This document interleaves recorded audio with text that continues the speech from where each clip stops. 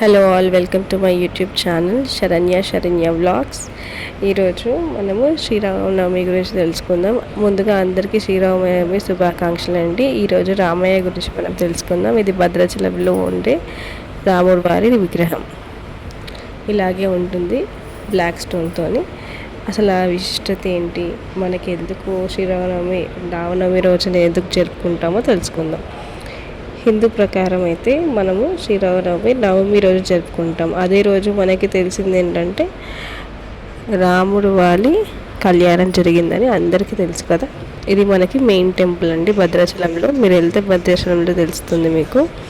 నేను ఇది నైట్కి వెళ్ళాను కాబట్టి నైట్ వ్యూ పెడుతున్నాను. ఇవన్నీ నేను కవర్ చేశాను. మీకు ఆ ట్రిప్ డీటెయిల్స్ కావాలంటే కూడా నేను చెప్తాను మీకు. ముందుగా శ్రీరామనవమి ఎందుకు జరుపుకుంటారో తెలుసుకుందాం. హిందూ మతంలో శ్రీరామనవమి ఎంతో ప్రాధాన్యత ఉంది. హిందూ మతానికి వారందరూ శ్రీరామనవమి పండుగ ఆ రోజు చాలా బాగా జరుపుకుంటారు. శ్రీరామనవమి కళ్యాణం కూడా చాలా మహోత్సవంగా జరుగుతుంది. అదేవిధంగా శ్రీరాముని ఆలయాలు, ఆంజనేయ ఆలయాలలో చాలా కళ్యాణం చాలా పెద్ద ఎత్తున కళ్యాణం జరుగుతుంది. మనకు తెలిసిందే కదా. ఎక్కడైనా సరే హనుమాన్ టెంపుల్స్లో, రాముడి గుడిలో మనకి ఖచ్చితంగా కళ్యాణం అనేది జరుపుతారు. ఈ నేపథ్యంలో ఈసారి రామనవమి మార్చ్ 27 రోజు ఫ్రైడే వచ్చిందండి. ఈసారి 2026లో. ఇప్పుడు మనము రామనవమి ఎందుకు జరుపుకుంటామో తెలుసుకుందాం. ఇప్పుడు హిందూ మత విశ్వాసాల ప్రకారం దశరథుడు, కౌసల్య దంపతులకు శ్రీరాముడు జన్మించాడు. త్రేతాయుగంలో చైత్రశుద్ధ నవమి రోజు వసంత ఋతువు కాలంలో పునర్వాసము నక్షత్రంలో కర్కాట లగ్నంలో మధ్యాహ్నం 12 గంటలకు పుట్టాడు రాముడు. అందుకే ఈ పవిత్రమైన రోజున ప్రతి సంవత్సరం మన దేశంలో శ్రీరామనవమి వేడుకలు జరుపుకుంటారు. రాముడు మధ్యాహ్నం సమయంలో జన్మించాడని, అందుకే పూర్వదినాన పూజలన్నీ మధ్యాహ్నం సమయంలో నిర్వహించాలని పండితులు చెబుతారు. పురాణాల ప్రకారం విష్ణువు 7వ అవతారమే శ్రీరాముడు. అంటే మనకి చాలా అవతారాలు ఉన్నాయి కదండి. అందులో 7వ అవతారం రాముడు అన్నమాట. తనకు చిన్నప్పటి నుంచి దురాశ, దుర్మార్గాలు వంటివి లేవు. అందుకే శ్రీరాముడిని ఉత్తమ పురుషుడిగా పరిగణిస్తారు. తన బాటలో నడవాలని ఇప్పటికీ పెద్దలు చెప్తారు కదండి. అన్నీ మంచివే చేస్తాడు కాబట్టి శ్రీరాముడు శ్రీరామ మార్గంలో నడవాలని మన పెద్దలు చెప్తారు. తన రాజ్యంలో ఎవరికి ఏ కష్టం రాకుండా ఆదర్శవంతమైన పాలన సాగించాలని రాముడి యొక్క ఉద్దేశం. అంతేకాదు శక్తివంతమైన శత్రువులను సంహరించి బడుగు బలహీన వర్గాలను అండగా నిలిచాడు. అందుకే రామయ్య ఆశీస్సులు ఉండాలని మనం అందరం కోరుకుంటాం కదండి. తన జీవితంలో విజయం కోసం రామాయణంలో రాముడికి వశిష్ఠ మహర్షి పేరు పెట్టారన్నమాట. అయితే శ్రీరామనవమి రోజున నామకరణం చేసినట్టు చెబుతారు. చాలామంది నమ్ముతారు అలా. శ్రీరామనవమి రోజే సీతారాముల కళ్యాణం జరిగినట్టు, పట్టాభిషేకం కూడా అదే రోజు జరిగినట్టు చెబుతారు. అందుకే తెలుగు రాష్ట్రాల్లో పాటు దేశవ్యాప్తంగా సీతారాముల కళ్యాణం నిర్వహిస్తారు. రామనవమి నాడు ప్రత్యేక పూజలు చేయడం, కళ్యాణం నిర్వహించడం, రామ మంత్రాలు జపించడం వల్ల 1000 రెట్ల ఫలితం కలుగుతుందని విశ్వసిస్తారు. అంతేకాకుండా రామనవమి అత్యంత భక్తి శ్రద్ధలతో జపించడం వల్ల అనేక సమస్యల నుంచి ఉపశమనం లభిస్తుందని పండితులు చెబుతారు.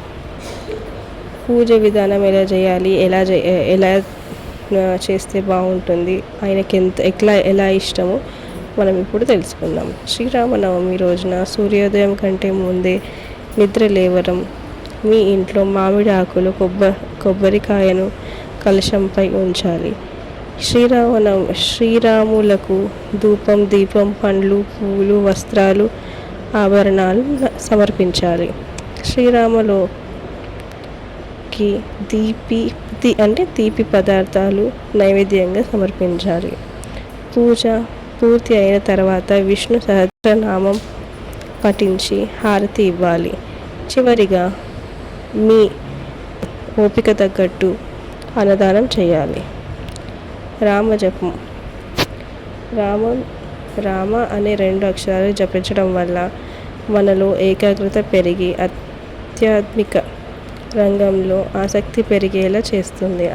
అంతేకాకుండా ఈ యొక్క నామంతో దుష్ఫలితాలను పోగొట్టుకోవచ్చు. ఈ మంత్రంలో పఠించడానికి ముందే ఆ భగవంతుని ఫోటో లేదా విగ్రహం ముందు దీపం వెలిగించాలి. ఇలా చేయడం వల్ల శుభ ఫలితాలు లభిస్తాయని పండితులు చెబుతున్నారు.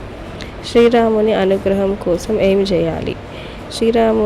శ్రీరామనవమి రోజున రాముని విశిష్టత తెలిపే ఈ శ్లోకాలు జపించాలి. నేను శ్లోకం పైన డిస్ప్లే చేస్తాను. ఆ శ్లోకం అనేది మనం పఠిస్తే రాముడి అనుగ్రహం మనకి లభిస్తుంది. సుందరకాండ కూడా పఠించాలంట. సుందరకాండ పఠించడం ఎలా అంటే, శ్రీరామనవమి రోజు రామ భక్తులందరూ వివిధ శ్రీరాముడిని స్మరించుకోవాలి. ఈరోజు సుందరకాండ కూడా పఠించాలంట. సంతోషకరమైన వైవాహిక జీవితం గురించాలి. మీ జీవితంలో కష్టాల నుంచి విముక్తి పొందడానికి గంగా జలాన్ని లేదా ఏదైనా పవిత్ర నది నీటిని ఒక పాత్రలో ఓం శ్రీ హ్రీం క్లీం రామచంద్రాయ శ్రీ నమః అనే మంత్రాన్ని 108 సార్లు జపించాలట. దానం ఎలా చేయాలి? దానం ఏం చేయాలి? దానం ఎలా చేయాలి అంటే, మీకు తెలిసిన గుడి అంటే దగ్గరలో ఉన్న గుడిలో శ్రీరామనవమి వంటి పవిత్రమైన రోజున ఆలయంలో పసుపు రంగు వస్త్రాలను సమర్పించాలి. పురాణాల ప్రకారం రాముడు పసుపు రంగు వస్త్రాలను ఇష్టపడతారు. ఇలా చేయడం వల్ల శ్రీరాముడు సంతోషిస్తారని, దీంతో మీ ఇంట్లో ఆనందం పెరుగుతుందని చెబుతారు పండితులు. అంతేకాకుండా మీకు తోచినంత అన్నదానం చేసి ఆ రాముణ్ణి మెప్పించాలని చెప్పేసి పండితులు చెప్తారు. అంతే కదండి. మనకెంతో పుణ్యమైన ఈ కథను తెలుసుకున్నందుకు, నేను మీకు చెప్పినందుకు చాలా సంతోషంగా ఉంది. మీకు ఇలాంటి కథలు చాలా కావాలనుకుంటే కమెంట్ చేయండి. ఇంకా ఏమన్నా మీకు తెలుసుకోవాలని ఉంటే నాకు మన కామెంట్ సెక్షన్లో కామెంట్ చేస్తే నేను మీకు చెప్పడానికి ట్రై చేస్తాను. ఇదన్నీ ఇషిత వాళ్ళ స్కూల్లో చాలా బాగా చేశారు. నాకైతే చాలా నచ్చింది.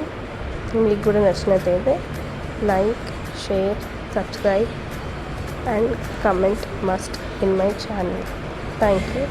Have a nice day. జై శ్రీరామ్, జై హనుమాన్, భారత్ మాతా కీ జై. థ్యాంక్ యూ అండి.